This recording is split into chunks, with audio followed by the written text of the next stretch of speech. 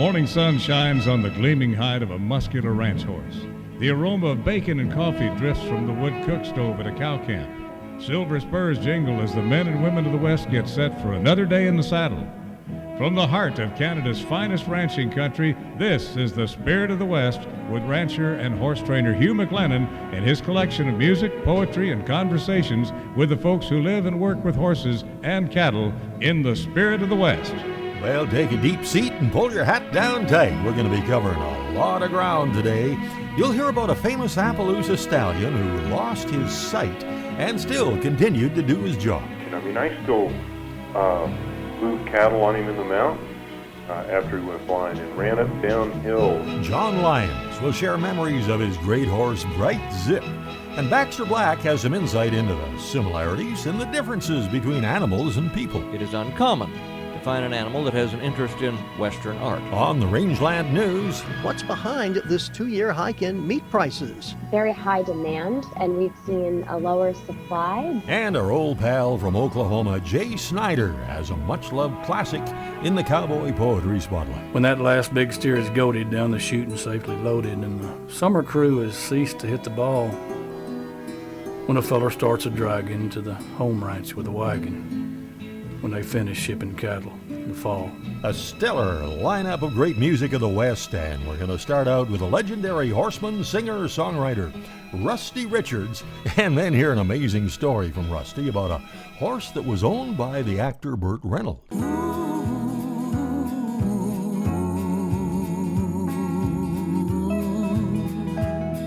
If the summer wind blows in something that grows into something that you can't quite name, and you feel a pride you just can't hide, like a wolf never meant to be tamed. Oh, it's the call of the wild. If the whippoorwill calls and the thundering falls and rainbows to the sky, and you feel a thrill that sends up a chill when you hear the low wolf cry.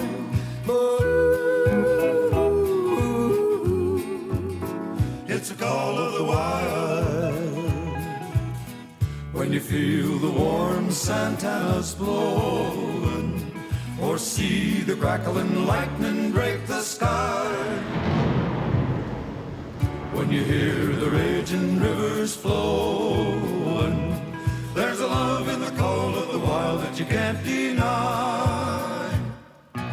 When you see a dewdrop sparkle like a diamond, when you hear a rippling stream, there's a time in the morning when the rustle of a new day wakes up a wonderland dream. And the call of the wild. When you feel the warm Santanas blowing, or see the crackling lightning break the sky. When you hear the raging rivers flowing, there's a love in the call of the wild that you can't deny. When you see a dewdrop sparkle like a diamond, when you hear a rippling stream, there's a time in the morning when the rustle of a new day wakes up a wonderland dream.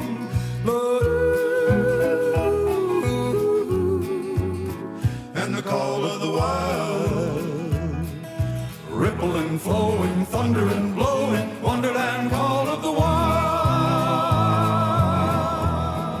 I had heard about Rusty Richards long before we started producing the program.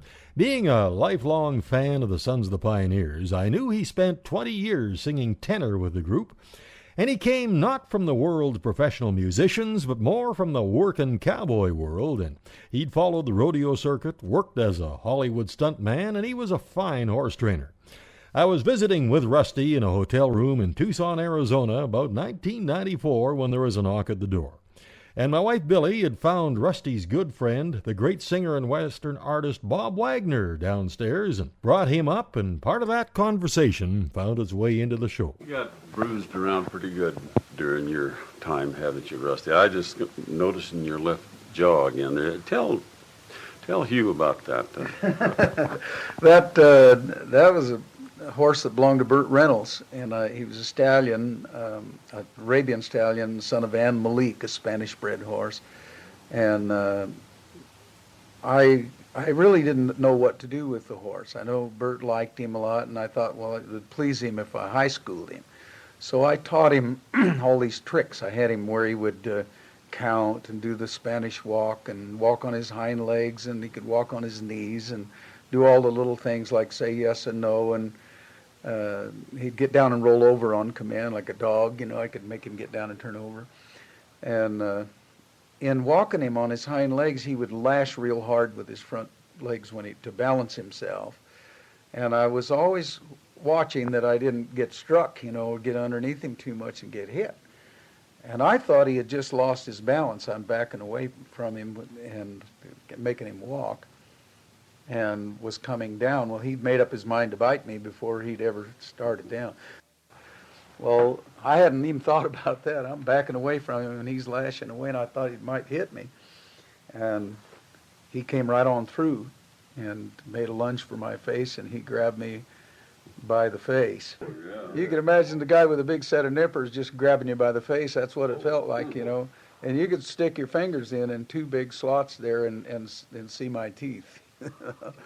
And I had to do a show with the Sons of Pioneers down in Texas. And boy, I mean, they had done it up right. Great big stage and huge sound system. And they was Ernest Tubb was there and all kinds of performers out of Nashville, Sons of Pioneer. And here I am.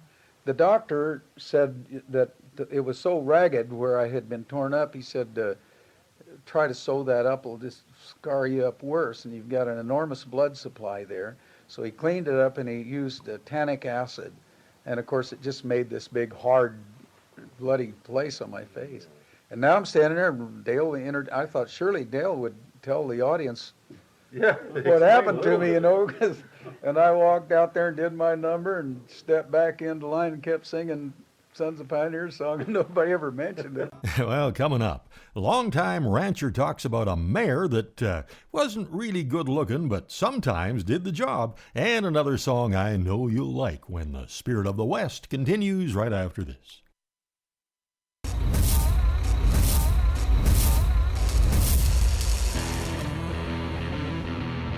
Our mission is to help our clients sell their equipment in the most effective way possible. People who are looking at our auction, they are literally all over North America.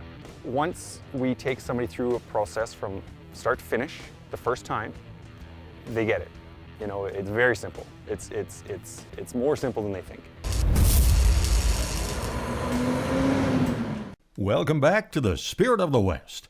The Rose family is a big part of the history of the famous Nicola Valley ranching community. Guy Rose and the family owned and operated the legendary Quashana Cattle Company until it was bought by the adjoining Douglas Lake Ranch. And Guy's son Steve was the manager for many years, and I really enjoyed working with him when we were both directors of the British Columbia Cattlemen's Association.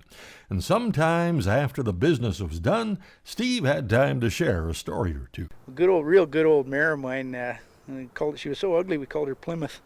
She'd come dry a couple years in a row. She'd been in the broodmare band and raised some big honking colts, and she came dry 2 years in a row. So I thought, well, we'll just put a few miles on the old bag, and she was about 16 then, and so we ran her in off the hill, and I thought, well, I'll just nail some shoes on her and she'd be ready to go in the morning. She decided that she'd been quite a few years without shoes, and she decided she didn't want them anymore. So I thought, well, I'll just ride her up the hill and around a little bit and limber her up a little, and she'll be fine. And as I was coming down the hill, I thought, well, I'll just chase in the band of horses and get it ready for tomorrow, and haze the horses down the side hill. And of course, they're running and bucking and kicking and playing, and she kind of forgot that she was back at work again, and she bogged her head and went at her and got her rode down onto the flat, and she really turned it on when she decided that she wanted to catch up to her buddies. And I never was much of a bronc rider, so I figured I'd better pull up her head, and I popped her head I was riding with a fairly heavy old Bosal, and so when I give her a pop on the nose, and she flung herself over backwards, and I was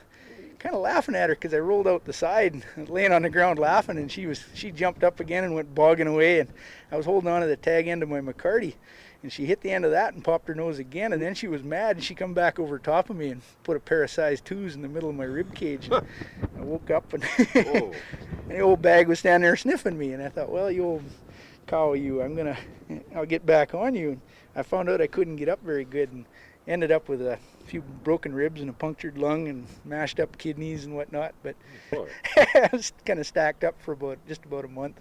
So that's what happens when you get run over by a Plymouth. Yeah. Jeez. Well, I kind of wish the old girl was still around raising colts, because she sure raised some good ones. Yeah. Alex is riding one and Jeremy's riding another one, and they turned out just as ugly as their mom. One of them's name is Hammer and the other one is Donkey. So you can't come up with a descriptive name for your horse? Maybe Steve could suggest one for you. Well, coming up is a good story from another legend of the West, after a song from a guy who had a promising career in Western music until it all came to an end in a tragic motorcycle accident for Kyle Evans.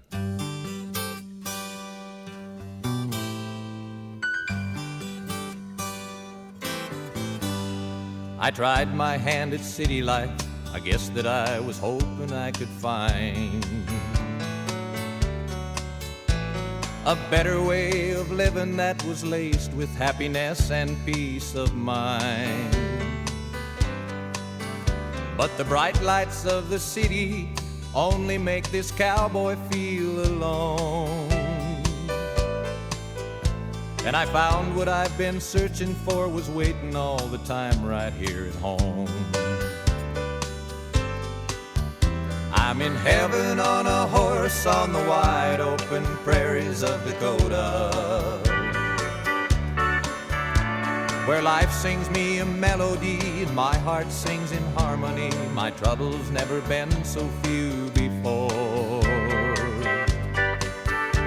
I've tried to live in different ways where fortune comes but never stays. I'm tired of broken dreams and closing doors. Now nature is my closest friend, and I'm content at each day's end, alive and free, and who could ask for more?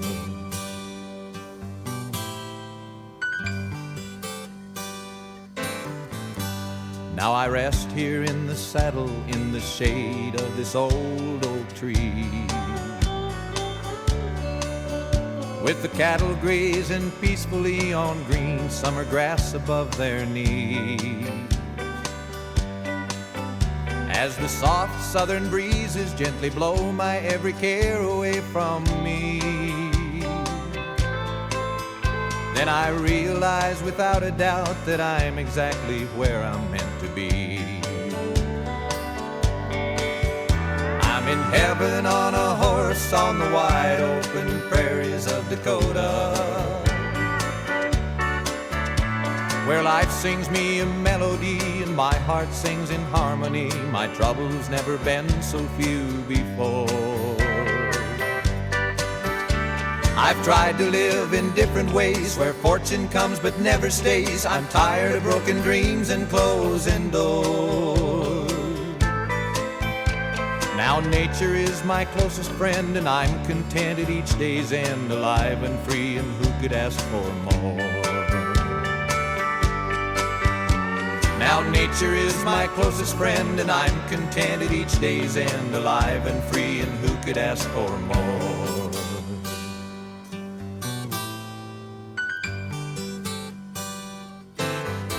A lot of us can identify with those words, Kyle Evans and In Heaven on a Horse.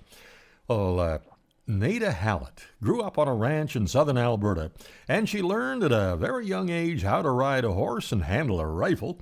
Her pa taught her how to take care of animals, how to fish and hunt, and Nada was never happier than when she was out in the mountains looking for wild game. She was a proud mother of 2 kids, and they followed her and absorbed everything that she could teach them about wild animals and horses and cattle. Nada moved up to the Rocky Mountain House area of Alberta, became a guide and an outfitter, taking geologists and hunters as clients, and amassing a treasure trove of stories that she shared in a set of soft-covered booklets published by the Western Star, great newspaper there in west central Alberta. And she was a superb horse trainer, had a handful of unique pets in her life, including a badger, a beaver, a bear, and a chimpanzee. And Nada also worked as a bartender at the David Thompson Hotel, locally known as The Bottom because it was at the bottom of Main Street. and anybody who got a little belligerent at the bar found out that when Nada was on duty, they did not need a bouncer. She passed away in 2012, and she was always up for an adventure. In the writings that depict the life and times of Nada Hallett, there were several lessons that she talks about. And one, I think, involves a badger, didn't it, Nada? I always had this rope in my hands. And one day I see this badger loping off across the flat.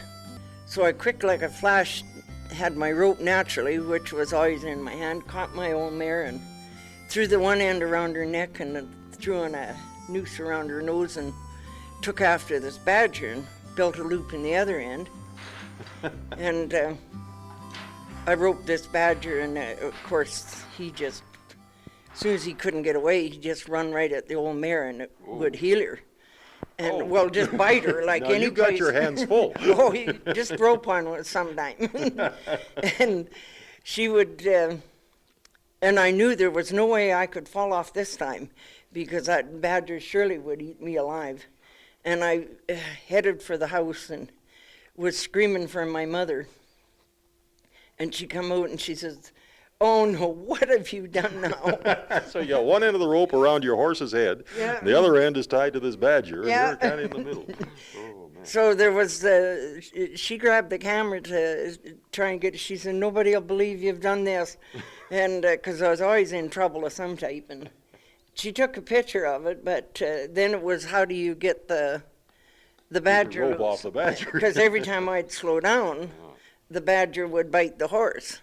And she'd kick and jump and snort and kind of, try and get away from the badger naturally. And so anyhow, my mother just grabbed a fence post and conked the badger. I got my Got your rope rope back. So that was your lesson. Don't rope something with the other end of the rope that's making a halter for your horse. That's right. Coming up, Baxter Black points out a lot of the differences he's discovered between animals and people, and then it's the Rangeland News when the Spirit of the West continues right after this. Howdy, friends. This is Baxter Black on Spirit of the West with Hugh McLennan, and I'll be right back after this. Animal Health Express is your partner in animal health solutions, offering everything you need from livestock vaccines, vitamins and wormers, antibiotics and medications, to instruments and ear tags. They also have a large selection of tack and roping needs for the working cowboy. Independently owned and operated since 1990 by Tim and Barbara Jackson. Animal Health Express, for ranchers who mean business. 800-533-8115 or online at animalhealthexpress.com. You've often heard it said that man is an animal, and Walt Disney taught us that animals could talk. Jack London showed us animals can be loyal, and every kid's good dog convinced us that animals can love. But there are big differences between Homo sapiens and, say, lizards. In the wild, for instance, lionesses do all the hunting. Then the king of beasts lumbers in after the kill and gets first choice. Well, can you imagine that happening in a human world where the female comes in after hunting in the supermarket and planning for days and rising early and baking and laying a cornucopia of delectables on the table and then offering her mate the wishbone? Ridiculous! Except at Thanksgiving, Christmas, Easter, Sunday dinner, his birthday, her birthday. Okay. Granted, we have a few behavioral traits in common with animals. If anthropomorphism is giving animals human traits, then tunapomorphism must be the attribution of animal traits to humans, i.e., you eat like a pig. She was led like a lamb to slaughter. Stop that monkey business. Quit horsing around. She's a foxy chick. He's a wolf in sheep's clothing. Roll of snake eyes. He looks wormy. Come fly with me. You got my goat. She's got a tiger by the tail. You got me buffaloed. A hippo in the hand is worth two in the bush. I'll tell you, I am cat-tired. 3 blind mules, free Fido, the Society for the Prevention of Cruelty to Husbands. She's stubborn as a wombat, and he was only 3 in sloth years. But back to my point. Here are some differences between man and animals. You will never see an animal tip their waiter after a meal. It is uncommon to find an animal that has an interest in Western art. Most humans avoid rolling in or pecking at pungent, putrefying varmint remains. Animals don't smoke or chew tobacco after a good meal. Bovines cannot be taught to enunciate. Horses could whistle, they just don't want to. Chickens rarely have inflated egos, chapped lips, or a future. Stereotypes, I know, but we share our planet with animals, and we each are more comfortable in our own space. And it works well since animals are home when they're outside, and people go inside to be home. It's nice to live in a perfect world. This is Baxter Black on Spirit of the West with Hugh McLennan. Thanks for listening. Not much can raise your stress level more than a tractor breakdown when you need it most. We've all spent hours on the phone and driving around trying to find the right parts, and that's no fun when you're missing something you need to finish the job. Here's a better way. Just go to bctractorparts.com. That's where you can find about any part for any make of tractor. If you're restoring a vintage tractor or just keeping up the maintenance on the ones you're using, you can have the parts you need in a short time. And you know what? There's some great pictures of tractor restoration projects and much more right there at bctractorparts.com. What? Oh, you don't have internet? Well, try calling Mark at 250-395-0960. Just ahead of the Rangeland news, Stu Davis, as many of you know, had a great career as a singing cowboy on radio and television in Canada and in the U.S., known as the Cowboy Troubadour, and his son Dwayne worked right along with him in several of his fine TV shows. Red River Jamboree, Rope Around the Sun, Trail Riding Troubadour, just to name a few.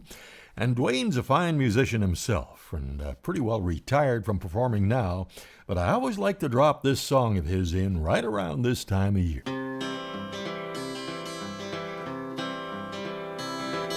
The elk are coming down from the hills each morning. The winter grazing's better here below. The evening sky last night was like a warning. It's cold outside and looking like early snow. This morning, it's cold outside and looking like early snow. Every year this town is getting smaller.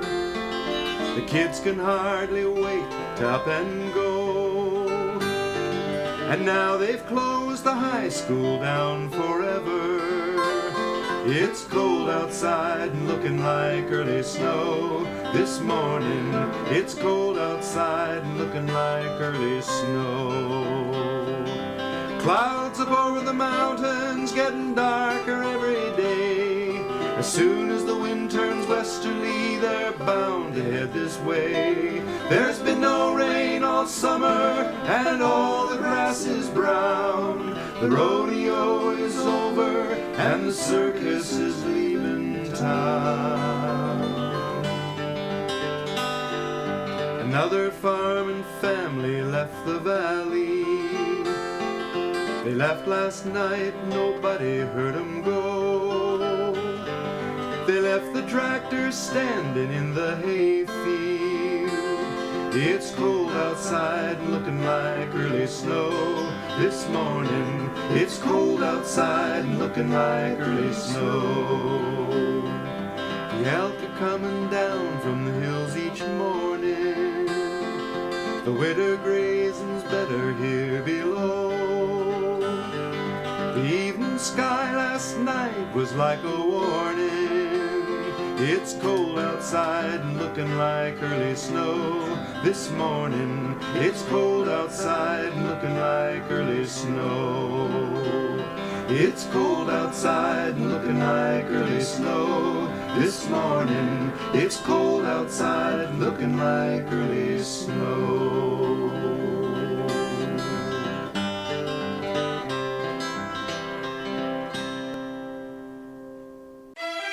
The Rangeland News from the Spirit of the West. A roundup of issues and events from the world of agriculture. At the top of page 1, it says meat prices at the retail level are continuing to go up.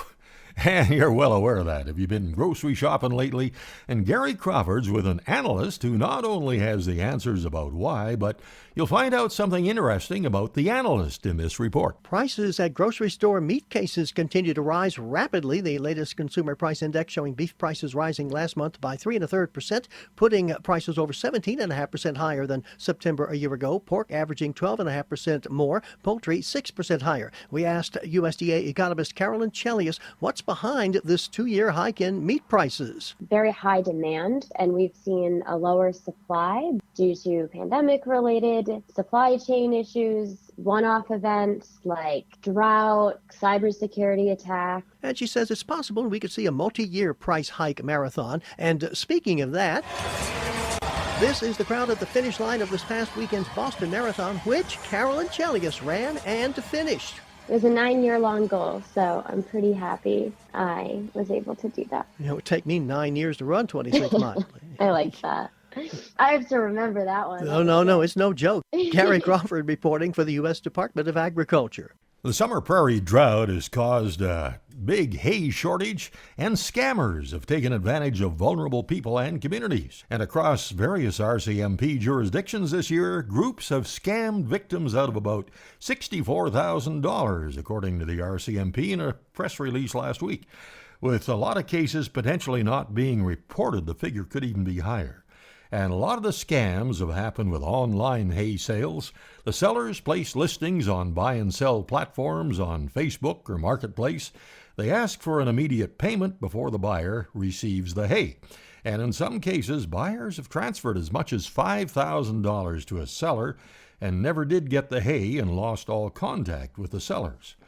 And people who avoided the scams took the necessary measures, according to the RCMP, and they refused to give deposits in advance, insisted on speaking on the phone, and had paid cash on delivery of the hay.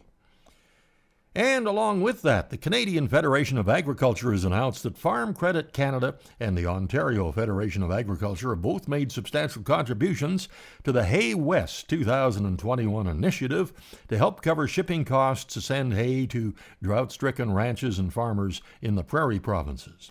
The Hay West initiative helps farmers in the West who are currently suffering from a hay shortage due to the drought, and farmers from the East Coast as well as Ontario and Quebec have committed and or donated hay to be sent out west to help feed livestock.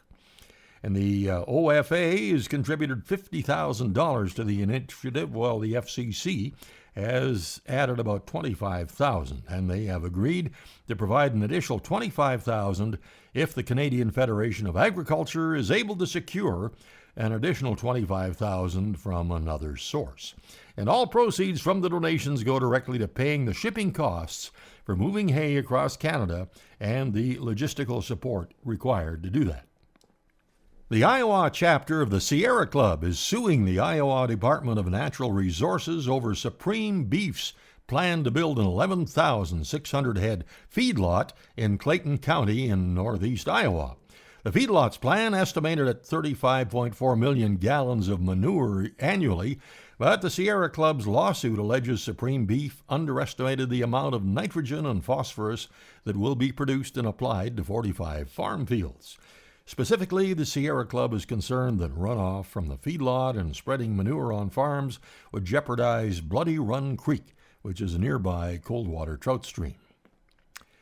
Well, November the 9th, there's a calf and yearling and regular sale at the Kamloops yards of the BC Livestock Co-op, a calf sale in Williams Lake on November 11th, and a bred cow and bred heifer sale in Vanderhoof on November the 12th. Get all the information and see the sales live at bclivestock.bc.ca. And meanwhile, at the Innisfail auction market, our good friends out there, the Danes family, have regular cattle sales, of course, every Wednesday. Pre-sort calf sales on Mondays now. The calves are delivered and sorted Sundays. And to consign your calves, give them a call, 1-800-710-3166. And take note that the scheduled horse sales have been postponed for now. All right, down to the final item here, and after getting bucked off pretty hard a little while ago, I had to sit around for quite a while, and I don't like doing that. I get bored pretty quick, but I did come up with a little plan that helped pass some of the time. What I would do is I'd call the phone number of a well-known hotel chain, and when they answered, they'd say, "Good morning, Best Western," and I'd answer, "The Rare Breed with Jimmy Stewart," and then hang up. And that's the Rangeland News. Coming up in the Urban Saddles and Western Wear Horse Trading File, a look at a horse that was just fine when his teenage owner was riding him, but dangerous when they were both on the ground. and John Lyons with memories of his famous Appaloosa stallion, Bright Zip, when the Spirit of the West continues right after this. Welcome back to the Spirit of the West. He was a nice horse to ride, but his ground manners were terrible, and it resulted in an injury to his young teenaged owner. You'll hear the rest of that story coming up in the Urban Saddles and Western Wear Horse Training File. First, though, and things seem to be changing, but nobody knows for sure. But we are still tentatively scheduling our farewell Spirit of the West cruise to begin June the 15th, 2022, with a 7-day trip up the Inside Passage to Alaska and back to Vancouver. Now, these days, of course, we don't know what's over the next hill, and I don't think anybody else does either.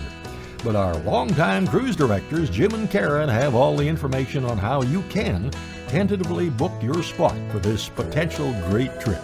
Their number is 1-800-530-0131. And there's a lot of information on our cruise pages at our website, hugh-mclennan.com.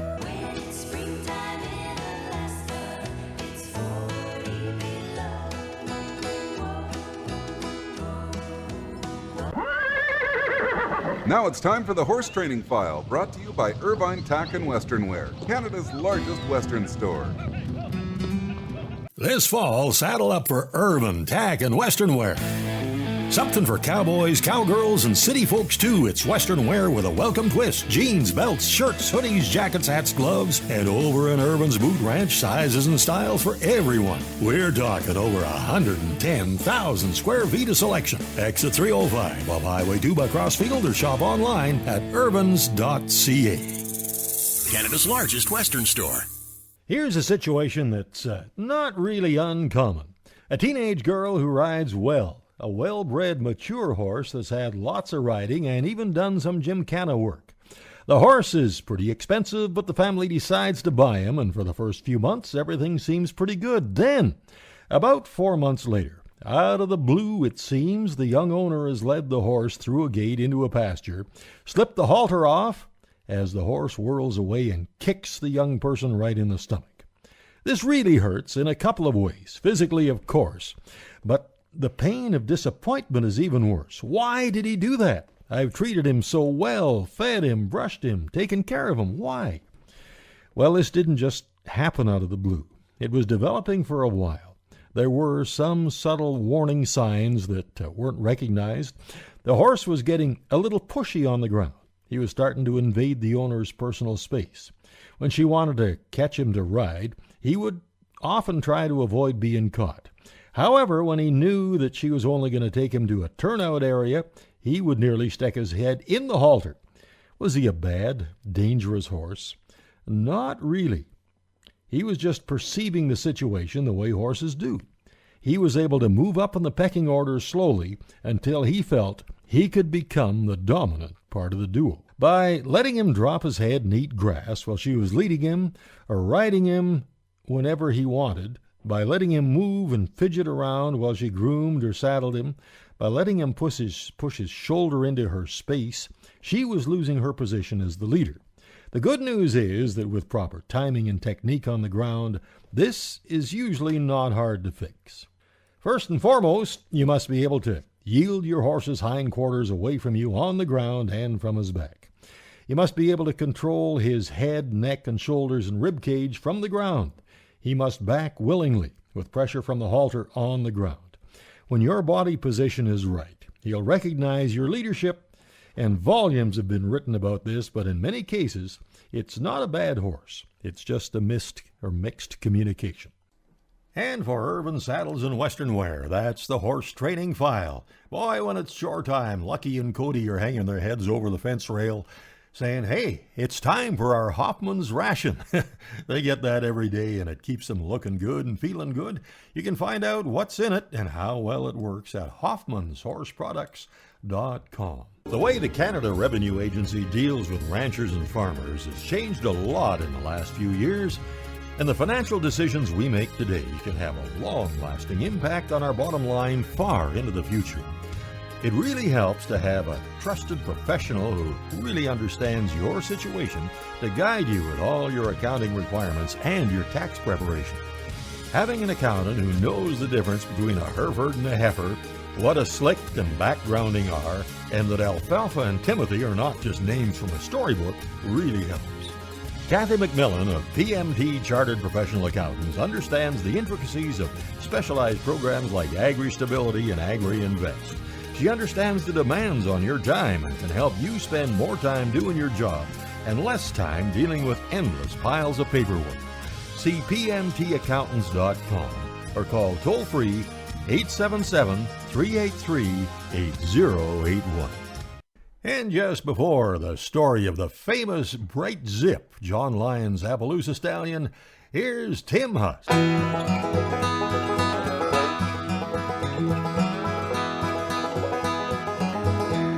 Many years ago when I was a boy, I played in a dirt pile with my toys, and every year my grandpa and me, we went down to the jamboree.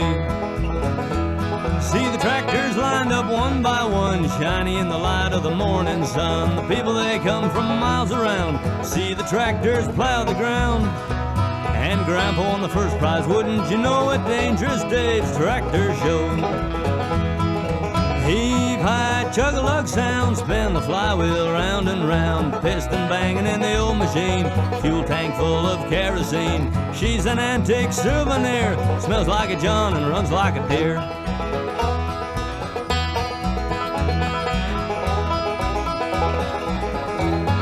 Grandpa said I'm getting old, but my old tractor never sold. To pass it down the family tree, my uncle took her to the jamboree. See the tractors lined up one by one, shiny in the light of the morning sun. The people, they come from miles around, talk tractor talk till the sun goes down. And Uncle won the first prize, wouldn't you know it, Dangerous Dave's tractor show. Heave high, chug-a-lug sound, spin the flywheel round and round, piston banging in the old machine, fuel tank full of kerosene. She's an antique souvenir, smells like a John and runs like a deer.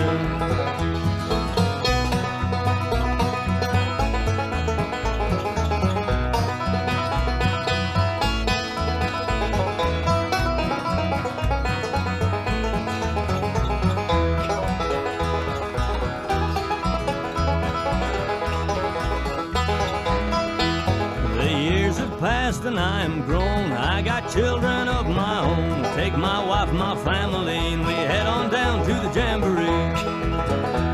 See the tractors lined up one by one, shiny in the light of the morning sun. The people, they come from miles around, see the tractors plow the ground.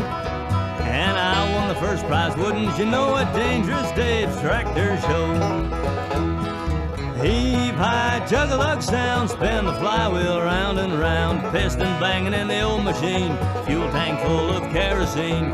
She's an antique souvenir, smells like a John and runs like a deer. At Dangerous Dave's Vintage Antique Jamboree and Tractor Show. Hey, what kind of tractors you got here anyways? Oh, well, we got a McCormick, Massey, Ferguson, Oliver, Case, Cockshut,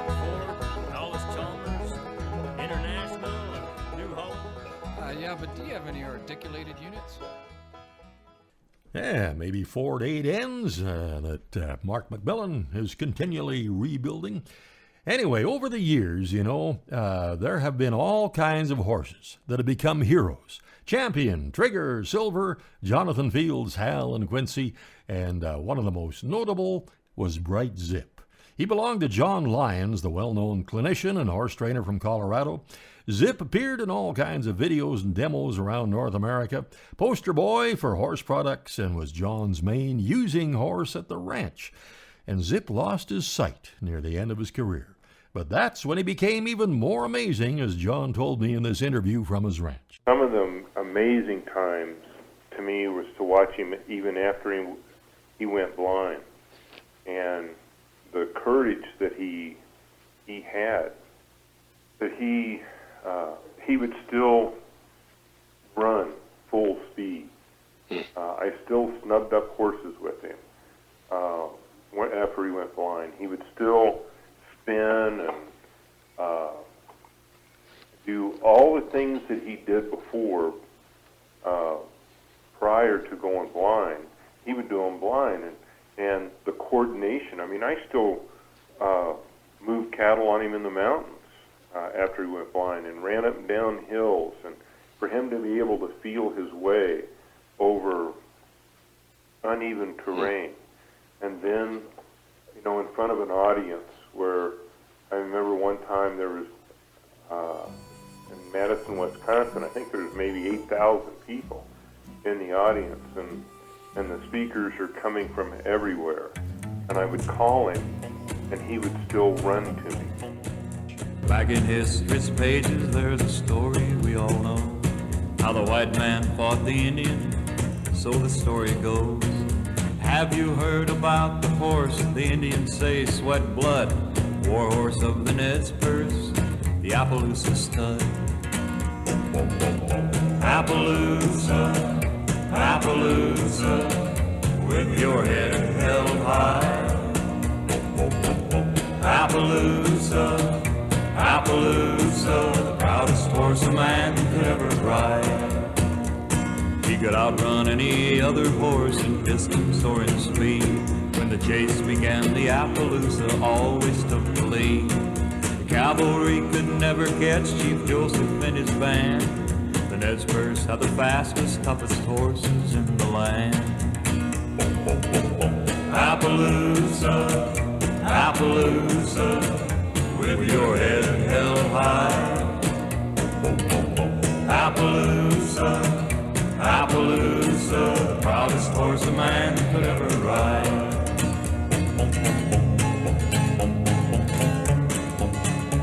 Well, they came from Spain to Mexico in the year of '92. From Mexico to the western states, the Appaloosa grew. The Indians said they liked his looks, his color, fire, and speed. The war horse of the Nez Perce, proudest of the western breed. Appaloosa, Appaloosa, with your head held high. Appaloosa, Appaloosa, proudest horse a man could ever ride.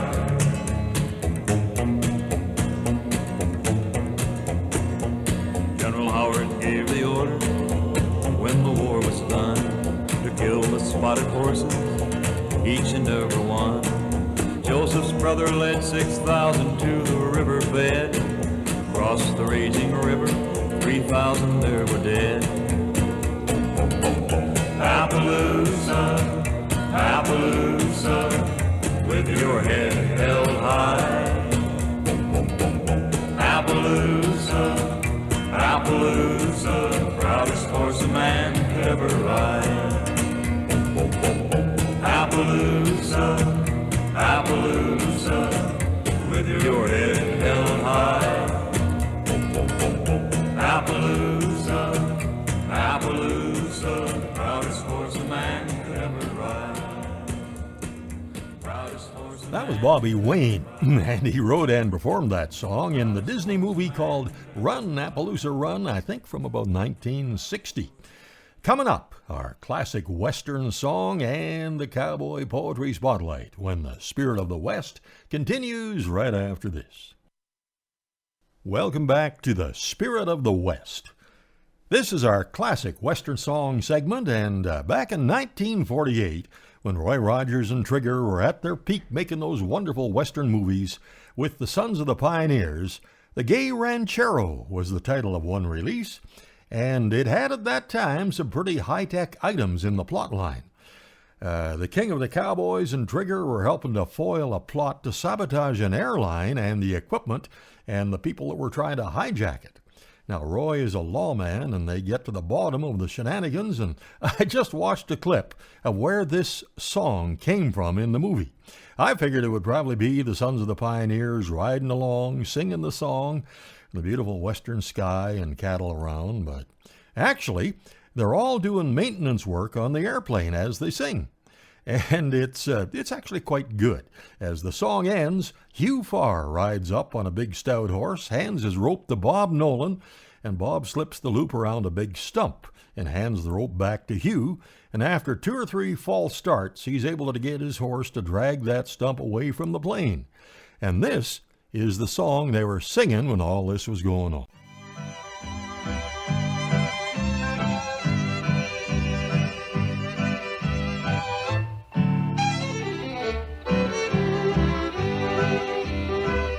Oh, take me back to cowboy country. Let me earn my pay. Let me earn my pay like an old cowhand. Oh, take me back to cowboy country. Let me live and die in the cowboy land. I can remember when a cowboy tended cattle. I can remember roping a calf or two. But today, if you make your living as a cowboy, you gotta be able to toot a horn and yodel too. Oh, take me back to cowboy country. Let me earn my pay. Let me earn my pay like an old cowhand. Oh, take me back to cowboy country. Let me live and die. Let me live and die in the cowboy land. Let me sing my song to the lonesome doggie as I ride along through the sage and sand. Oh, take me back to cowboy country. Let me live and die. Let me live and die in the cowboy land.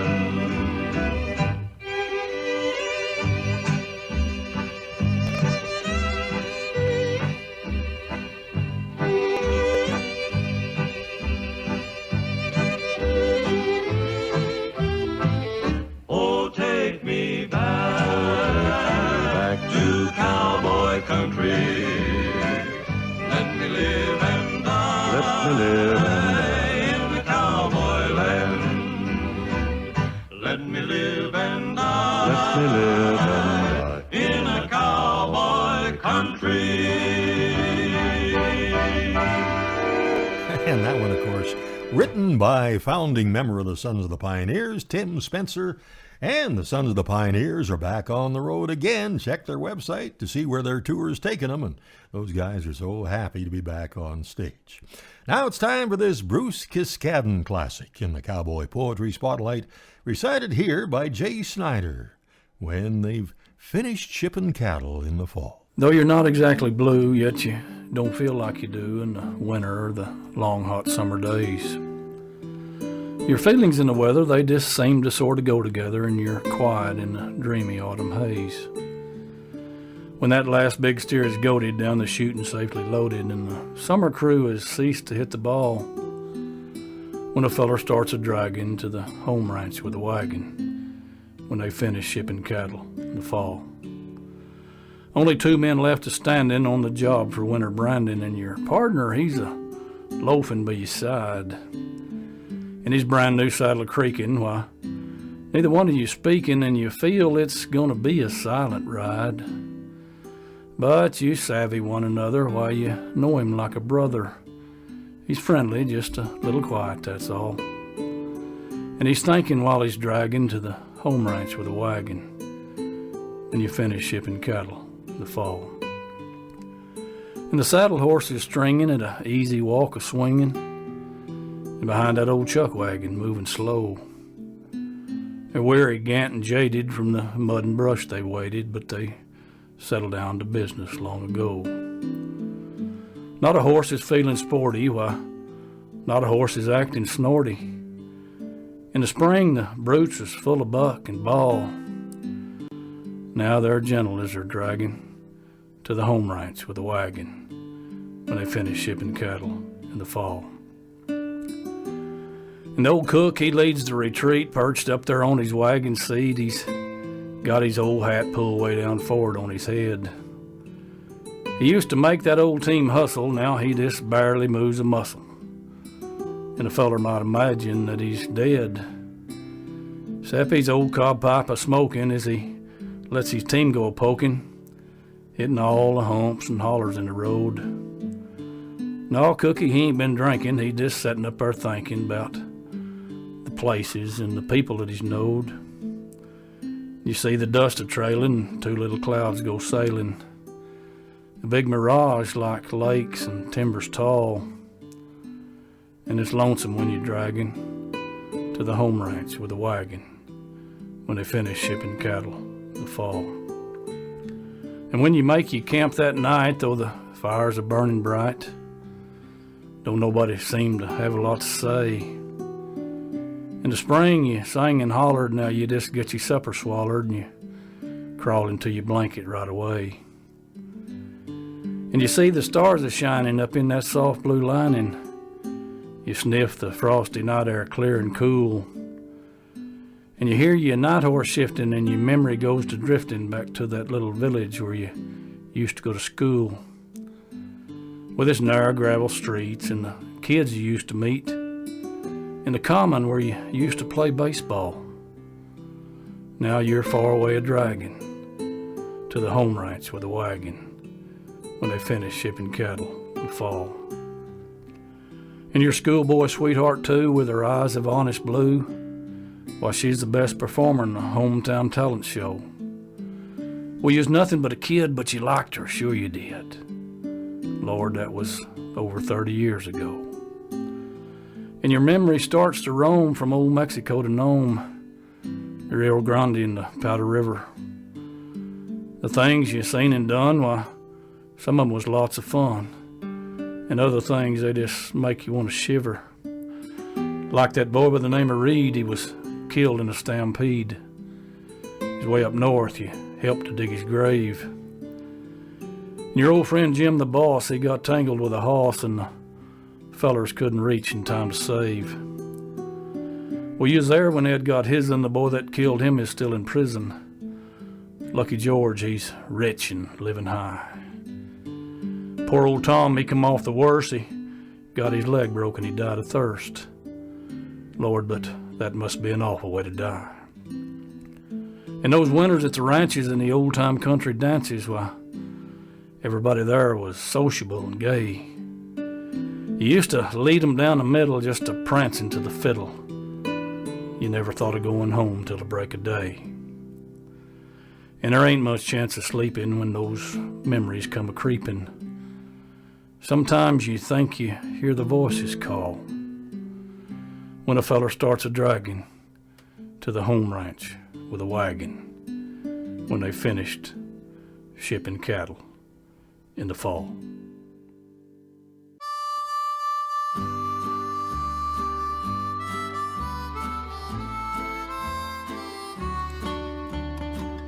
Well, thanks again for riding along, and I sure hope you can join us right here next week at the same time. And as always, thanks to our great support crew, Mark and Kathy McMillan.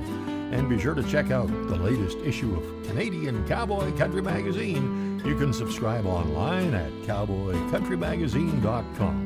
And I hope you can check out our YouTube channel where all of our shows are available with video, including this one. And you can download The Spirit of the West as a podcast and take it with you now. The links are all at our website, hugh-mclennan.com. Till next week, I'm Hugh McLennan. Hope to see you down the trail somewhere real soon.